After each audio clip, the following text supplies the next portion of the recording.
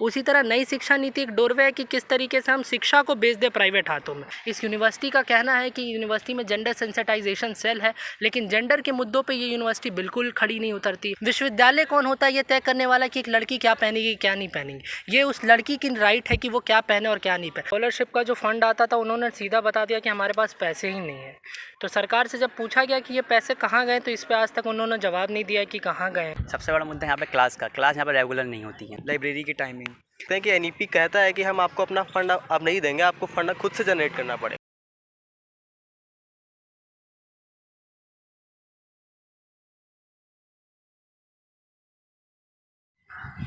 नमस्कार, मेरे channel super प्रदर्शक में आप लोग का बहुत बहुत स्वागत है। मैं अविनाश वर्मा आप लोग का स्वागत करता हूं अपने चैनल में। आज मैं लखनऊ विश्वविद्यालय में आ चुका हूं। एक नया संगठन आज मेरे साथ में जुड़ चुका है जो है आइसा। तो यहाँ के छात्र संगठन के छात्र अभी मेरे साथ में उपस्थित हैं। हो सकता है कि मैं छात्राएं भी कुछ देर में ज्वाइन करें।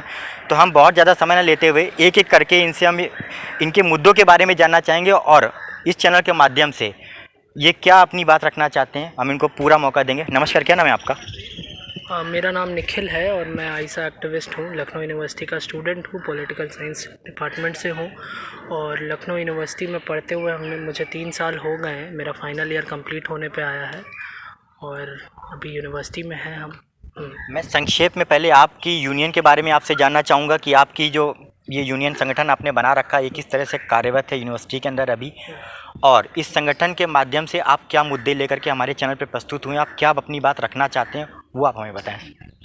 ऑल इंडिया स्टूडेंट एसोसिएशन जैसा कि आपके चैनल में ये पहली बार आया है, लेकिन अपने आप में ये संगठन को 1990 में इस्टेब्लिश किया गया था और उस समय से ये संगठन छात्रों का संगठन है। Communist party of India Marxist Leninist liberation CPIML liberation से इसका पेरेंट पार्टी जो है वो CPIML लिबरेशन है। और स्टूडेंट के हित की जो बात है, स्टूडेंट को रिप्रेजेंट करने वाली तो बहुत सी पार्टियां हैं, बहुत से ऑर्गेनाइजेशंस हैं, लेकिन दिशा क्या होगी, उसकी जो सूरत क्या होगी, वो हम आइसा हमेशा उसको तय करता है। दिशा देने का काम ये संगठन करते आया है। और लंबे समय से अगर आप देखें तो बड़े आंदोलन जो होते हैं, हमारा ये मानना है कि जो बड़े फैसले होते हैं वो संसद के अंदर नहीं लिए जाते, वो सड़कों पे लिए जाते हैं। और आइसा हमेशा इस लेगेसी को मेंटेन करते आया है, चाहे वो YNCCC का मार्च हो जिसमें हम लोग यंग इंडिया कोऑर्डिनेशन कमेटी बनाए थे, जो कि पूरा एम्प्लॉयमेंट का एक बड़ा मार्च हमने दिल्ली में किया था। इसके अलावा अलग अलग मूवमेंट्स जो उठे, चाहे वो किसान आंदोलन हो, CA NRC हो। पिछले साल जब यूपी इलेक्शन होने वाले थे उस समय भी आइसा ने एक पहल ली थी और पूरे यूपी भर में यूपी मांगे रोज़गार अभियान के तहत अनएम्प्लॉयमेंट, बेरोज़गारी की जो एक बड़ी समस्या है उसको लेके एक अभियान चलाया था और 6 महीने तक लगातार ये अभियान चला था और 2 दिसंबर को इसको हमने कल्मिनेट किया था, जो कि विधानसभा मार्च किया था आइसा ने। तो इस तरह से आइसा जो है अपने आप में एक व्यापक छात्र आंदोलन को किस तरह से आगे बढ़ाया जाए उसकी एक कड़ी में एक जीता जागता एक बहुत मिसाल है और अच्छा छात्र संगठन है। इसके अलावा आपके अपने कोई मुद्दे भी हैं जो आप बताना चाहते हो? बिल्कुल, हमारे मुद्दे जो हैं वो छात्रों से रिलेटेड और केवल छात्रों से नहीं, वो सामाजिक मुद्दे जो हैं जिससे छात्र भी अपने आप को बहुत ही मतलब अलग हट के नहीं उसमें मिला के देखते हैं। ये उस तरह के मुद्दे हैं, जैसे कि उसमें एक पहला मुद्दा फ़ी वृद्धि का है। बहुत लोगों को लगता है कि फ़ी वृद्धि, क्योंकि सोसाइटी अब इकोनॉमी कैपिटलिस्ट हो रही है, पूंजीवाद की तरफ धीरे धीरे हमारा समाज बढ़ रहा है, तो हमारे मुद्दे फ़ी वृद्धि उस कड़ी में एक अच्छा चीज़ है, मतलब वो होना है, ऐसा होगा। लेकिन हमारा ये नहीं मानना है, हमारा ये मानना है कि हम ज़रूर एक कैपिटलिस्ट कंट्री की तरफ आगे बढ़ रहे हैं, लेकिन हम अभी भी एक वेलफेयर नेशन है। वेलफेयर नेशन कहने का मतलब लोक कल्याणकारी राज्य, यानी कि यहाँ पे सरकार की कुछ जिम्मेदारियाँ हैं जो उनको निभानी पड़ेगी, और अगर वो नहीं निभाते हैं तो हम छात्र संगठन उनसे क्वेश्चन पूछेंगे और ऐसा उसमें उस लाइन में पहला छात्र संगठन होगा। फ़ी वृद्धि को लेकर लगातार हम यूनिवर्सिटी के अंदर सवाल पूछ रहे हैं। अभी इसी कड़ी में नई शिक्षा नीति एक बड़ा मुद्दा है। नई शिक्षा नीति अपने आप में बहुत संक्षिप्त में अगर हम कहें तो एक प्राइवेट को किस तरीके से यूनिवर्सिटी और शिक्षा जगत में घुसने का एक जो डोरवे है, ये नई शिक्षा नीति है।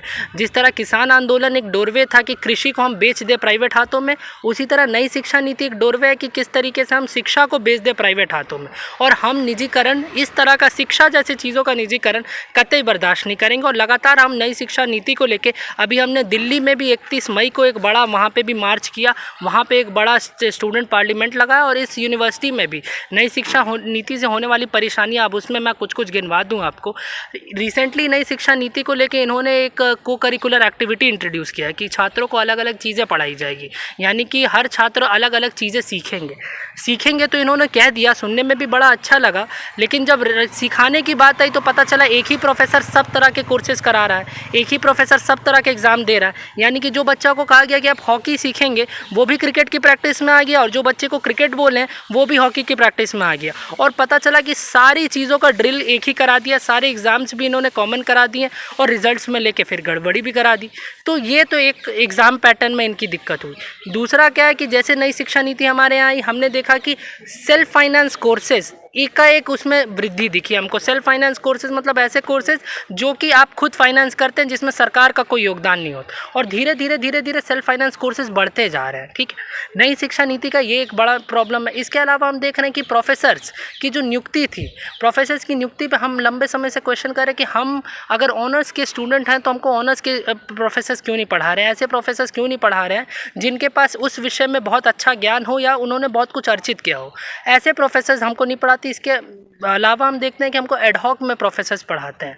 ठीक, तो ये सारा नई शिक्षा नीति को लेके एक बड़ा लोन बेस्ड मॉडल भी बनने जा रहा है। A++ इस यूनिवर्सिटी को मिला, बहुत अच्छी बात है, लेकिन A++ JNU भी है, A++ जामिया भी है। आज वो सारी यूनिवर्सिटीज़ 500 करोड़ रुपए का लोन लेके पढ़ाई करा रही है, यानी कि UGC जो ग्रांट हमको देती थी अब वो ग्रांट हमको नहीं मिलेगा। और इसका जो रिपरकर्शन है हम आने वाले सालों में ये देखेंगे कि अभी भी हम देख रहे हैं BA जो हम 3 साल में पढ़ते थे आज वो 4000 में होता था, अब वो 10,000 का हो गया BA। और इस तरीके से हर अलग अलग कोर्सेज में धीरे धीरे फ़ी में वृद्धि है। तो नई शिक्षा नीति इसीलिए स्टूडेंट्स के बहुत फेवर में नहीं, स्टूडेंट्स के एंटी स्टूडेंट है ये। स्टूडेंट्स का इसमें बहुत हित नहीं है, जिनका हित है वो इस बात को हमको सामने लेके आने का कोशिश हम करते हैं। एक नई शिक्षा नीति को हुआ, जेंडर के लेकर सवाल को लेकर हम लगातार यूनिवर्सिटी के अंदर आवाज़ उठाते रहे। इस यूनिवर्सिटी का कहना है कि यूनिवर्सिटी में जेंडर सेंसिटाइजेशन सेल है, लेकिन जेंडर के मुद्दों पे ये यूनिवर्सिटी बिल्कुल खड़ी नहीं उतरती। उसका मिसाल हम देंगे कि हॉस्टल की आप टाइमिंग्स देखिए, बॉयज़ हॉस्टल रात भर खुले रहेंगे लेकिन गर्ल्स हॉस्टल 8 बजे बंद हो जाएगी। पिछले साल का अगर मैं आपको एक इशू गिनाऊँ तो पिछले साल एक नोटिस चिपकाया गया विश्वविद्यालय, लखनऊ विश्वविद्यालय प्रशासन के द्वारा, शायद तिलक गर्ल्स हॉस्टल था या कैलाश था, इन दोनों में से एक हॉस्टल के आगे सर्कुलर लगाया गया कहते हुए कि स्पेगेटी लड़कियां नहीं पहनेंगी, रात को लड़कियां एक खास तरह के कपड़े नहीं पहनेंगी, और ये इसलिए नहीं पहनेंगी क्योंकि मेल वर्कर्स जो है वो इंस्टिगेट हो जाते हैं, वो इस तरह से उनको इंस्टिगेट हो जाते हैं इस चीज़।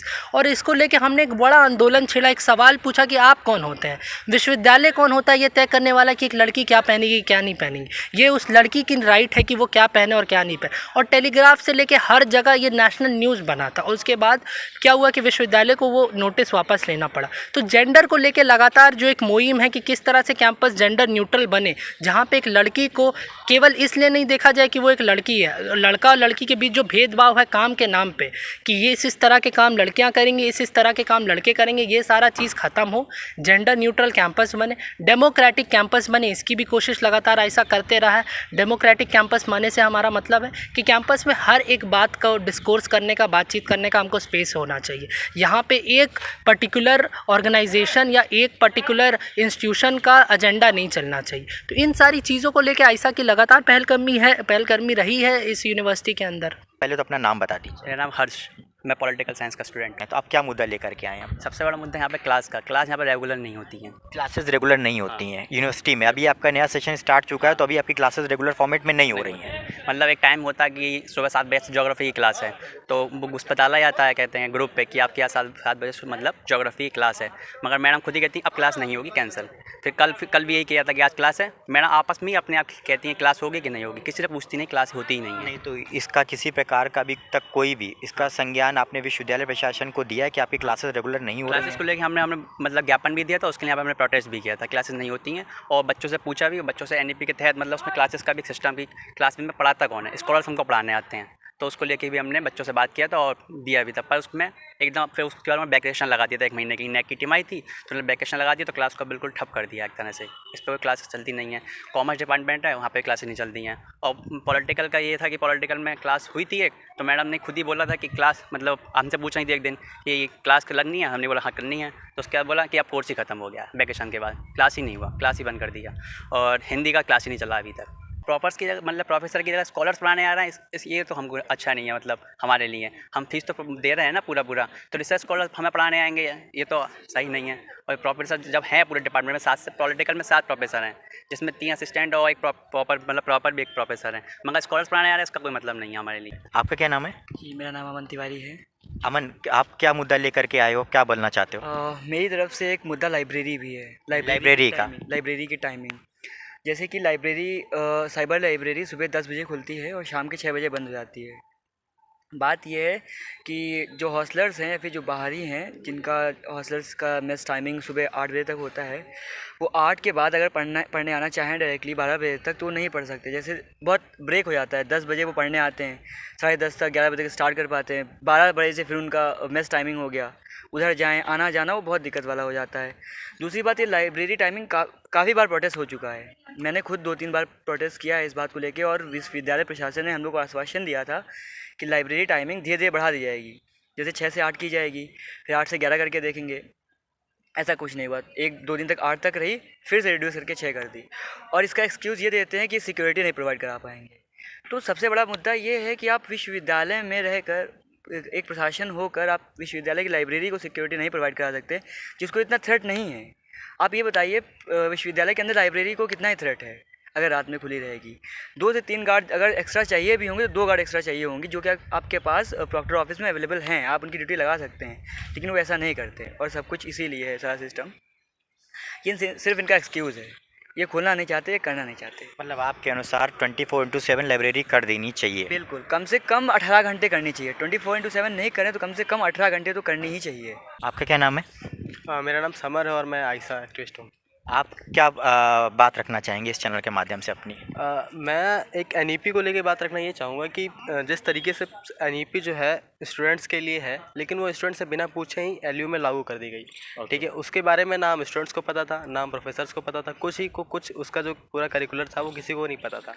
और लागू तो ये इस साल के फर्स्ट ईयर के स्टूडेंट्स के लिए की गई थी, लेकिन इसके इल इफेक्ट्स हम लोग को फर्स्ट ईयर सेकेंड ईयर अलग अलग जगहों पे भी देखने को इस तरीके से मिलते हैं कि इस बार का जो सेकेंड ईयर का स्कॉलरशिप आया जो इस साल का, वो कुछ बच्चों का आया, उसके बाद कई सारे बच्चों का नहीं आया।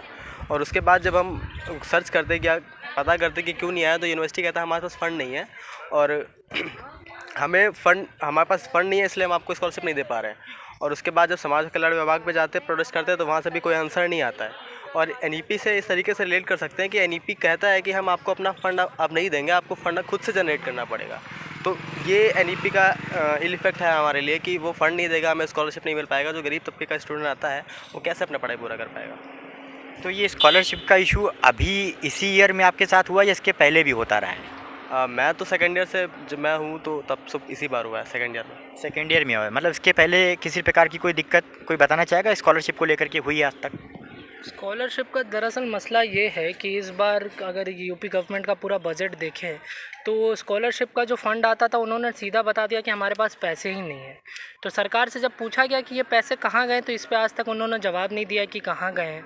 वो अब प्रचार में इन्होंने उड़ा दिए हैं, किस जगह उड़ा दिए हैं वो तो यही बता पाएंगे कि जो बच्चों, क्योंकि हम उस तबके से आते हैं जो अपनी स्कॉलरशिप की पैसे पे ही अपना फ़ीस भी बढ़ते हैं, उसी से आगे पढ़ने का भी सोचते हैं, और दिन पर दिन जिस तरह से हमको आगे बढ़ना, सब कुछ हम स्कॉलरशिप पे निर्भर होते हैं। वो सारे स्टूडेंट्स जो है, ये 6 महीने किस तरह से उनके बीतेंगे, इस पे सरकार के पास कोई जवाब नहीं है।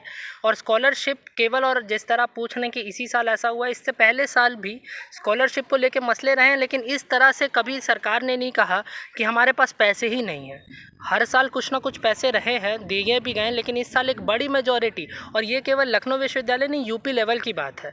यूपी लेवल पे भी जब हम यहाँ से स्टूडेंट्स के साथ समाज कल्याण विभाग गए थे, वहाँ पे भी उनसे जब पूछा गया तो कहा गया कि यहाँ पे अब वो हमारे पास इस बार फंड ही नहीं आया है। तो सरकार को तो बिल्कुल हम अकाउंटेबिलिटी इसकी लेनी पड़ेगी, ये पैसा कहाँ गया। अगर इतना सारा पैसा अगर छात्रों तक नहीं पहुँच पाया तो ये पैसा गया कहाँ, क्योंकि छात्र जो है वो तो चुप रहेगा नहीं, और छात्र लगातार आपसे क्वेश्चन पूछेगा जितनी बार आएंगे। हाँ, यहाँ पे तो माहौल इस तरीके का है कि जो लोग थोड़े बोलने वाले हैं, कोई बड़े नेता यहाँ पे आ जाते हैं सत्ता पक्ष के तो उन लोगों को, उन छात्रों के आसपास पुलिस का पहरा लगा दिया जाता है कि ये कहीं उठ के मुझसे सवाल नहीं पूछ दें। तो ये सच्चाई है, ये वास्तविकता है इस विश्वविद्यालय की, और इससे वो मुंह नहीं मोड़ सकता, ये नहीं कह सकता कि नहीं फर्जी बात है या ऐसा नहीं है। बिल्कुल एक मुद्दा है पैसा का, और पैसा कहाँ गया इस पे सरकार चुप है। हम क्वेश्चन ज़रूर पूछेंगे इस पे। इस बार शिक्षा बजट क्या दिया गया था, कुछ आपको आइडिया है? शिक्षा बजट इस बार जितना अलॉट किया गया था, जब हम लोग इस चीज़ को पूरा तहकीकात की और इसमें देखें, तो स्कॉलरशिप का जो फ़ंड है अलग अलग लेवल पे आता है, वो सारे फ़ंड में देखा हमने कि कटौती है। और जब पूछने गए हम समाज कल्याण विभाग और उससे आगे भी पूछने गए, तो उसमें बोला गया कि ऊपर से ही हमको फ़ंड नहीं रिलीज़ किया गया, जितना प्रतिशत था उतना ही प्रतिशत है, दिखाया तो पेपर में उतना ही गया, लेकिन इस पूरे सेक्शन में, स्कॉलरशिप वाले सेक्शन में पता चला है कि फ़ंड ही नहीं आया है। अब वो फ़ंड कहाँ गया है, ये अपने आप में सरकार से पूछने वाला सवाल है कि आखिर क्यों नहीं छात्रों तक पैसा पहुँच पाया है। जो पैसा जनवरी फरवरी के महीने में पहुँच जाना चाहिए, अगस्त आने वाला, अभी तक छात्रों को पैसा नहीं मिला है। तो जैसे स्कॉलरशिप नहीं आई है, तो बच्चे बहुत सारे ऐसे भी हैं जो यहाँ पर बिलो पॉवर्टी लिंक के भी पढ़ने आते हैं, तो उनकी फ़ीस में बहुत सारा अवरोध उत्पन्न होता होगा। बिल्कुल, हमारे वीसी साहब जो हैं वो बहुत मैनेजमेंट के अपने आप को ज्ञाता बताते हैं, और अच्छी बात है, होना भी चाहिए। उन्होंने एक स्कीम इंट्रोड्यूस की, उसका नाम रखा फंड वीसी केयर फंड। तो वीसी केयर फंड तो उन्होंने ले आया और उसमें पैसे भी बहुत से आ गए, लेकिन जब उनसे पूछा गया कि क्या ये वीसी केयर फंड इन सारे छात्रों को मिलेगा, तो आज तक वो उस पर कुछ बोल नहीं पाए, चुप हो गए। इंट्रोड्यूस तो कर दिया इन्होंने स्कीम वीसी केयर फंड, और इसी नाम पे पैसे भी ले लिए इन्होंने अलग अलग लोगों से कि छात्रों को जो दिक्कत हो रही है हम उसका समाधान करेंगे। तो दिक्कत तो है भाई, हमारे पास नहीं है स्कॉलरशिप के पैसे, आप दीजिए वीसी केयर फंड से, कोई नहीं है। अब कहेंगे कि उसमें उतना पैसा नहीं है, कुछ कह ही नहीं रहे। पहली बात तो इस पर वो चुप है, क्या उस पर कुछ कहना ही नहीं है उनका। तो इस तरह की दिक्कत है। यूनिवर्सिटी बिल्कुल अपने हाथ खड़े करती है, वो कह रही सरकार का मामला सरकार समझे। जैसे कि वीसी जो नियुक्त होते हैं वो तो खुद ब खुद हो जाते हैं, सरकार तो इनको नियुक्त करती नहीं है, सरकार ही के द्वारा ये नियुक्त होके आते हैं, और इनसे सवाल पूछा जाता तो अपने आप को साइड कर देते हैं ये। तो अब आगे आपकी संगठन इस चीज़ को लेकर के, इन मुद्दों को लेकर के क्या प्लान कर रही है आगे? आगे स्कॉलरशिप के मुद्दों को लेके हम लगातार पहलकदमी किए हुए हैं, क्वेश्चन लगातार उठा रहे हैं, अलग अलग प्रोटेस्ट मूवमेंट्स भी लीड किए जा रहे हैं। और ये सवाल एक अपने आप में व्यापक सवाल, एक पॉलिटिकल सवाल हम बनाना चाहते हैं कि अगर छात्रों के लिए पैसे नहीं तो फिर किसके लिए। ठीक है, जब आप कह रहे हैं कि आप एक यूथ ही आपको लेके जाता है, यूथ ही आपको वोट देता है, सबसे बड़ा यूथ की आबादी वाला प्रदेश उत्तर प्रदेश है, और यूथ जो है, युवा ही इस जगह को आगे बढ़ाएगा, सब कुछ करेगा, तो युवाओं का कहाँ गया पैसा? ये बात तो हम बिल्कुल पूछ रहे हैं, और आने वाले समय में और ज़ोर शोर से अपनी बात को पूछेंगे कि लगातार जो जिस तरह से कटौती है, चाहे वो अन्य रोज़गार को लेके कटौती हो, अलग अलग शिक्षा बजट में कटौती हो, ये कटौती अल्टीमेटली रिज़ल्ट क्या कर रही है? आप हमको 10,000 वाला ठेका मजदूर बना देना चाहते हैं क्या? ये सवाल हम सरकार से पूछ रहे हैं, बिल्कुल पूछ रहे हैं। आप एक ऐसे समाज बनाना चाहते हैं जिसमें पैसे वाले लोग ही पढ़ पाएँ। हम जैसे जो बिलो पॉवर्टी लाइन, गरीब तबके से आने वाले लोग हैं, जो बहुत मेहनत करके लखनऊ विश्वविद्यालय तक पहुंच पाए, उनकी यूनिवर्सिटी नहीं रहे। A++ तो ज़रूर रहेगा, लेकिन इसमें पैसे वाले लोग जो 4-4 गाड़ी, 8-8 गाड़ी रखते हैं, वही लोग पढ़ पाएंगे। जिसके पापा किसान हैं, माँ मजदूरी करती हैं, उन सारे लोग नहीं पढ़ पाएंगे। ये इस तरह का विश्वविद्यालय मॉडल बनाना चाहता है, और हम इसके पूरे विरुद्ध में और लगातार कोशिश करेंगे कि जब तक ऐसा रहेगा तब तक इसका विरोध चलता रहेगा। तो ये थे लखनऊ विश्वविद्यालय के आइसा छात्र संगठन के छात्र, जिन्होंने अपनी समस्याएं हमारे सामने रखी, जिसमें कुछ प्रमुख मुद्दे निकल कर के, जैसे उन्होंने एजुकेशन पॉलिसी के ऊपर, न्यू एजुकेशन पॉलिसी पे सवाल खड़े किए, जिसको बोला जाए सीधे मामले में तो शिक्षा को व्यवसायीकरण किया जा रहा है। इन्होंने लाइब्रेरी का मुद्दा उठाया कि लाइब्रेरी को कम से कम 18 घंटे तो करने ही चाहिए। तो ऐसे बहुत सारे मुद्दे निकल करके सामने आए हैं, जो मैं विश्वविद्यालय प्रशासन को बोलूँगा कि इसका आप स्वतः संज्ञान लें। तो इसी के साथ मैं अपने शब्दों को विराम देता हूँ, और आप सभी लोगों का बहुत बहुत धन्यवाद।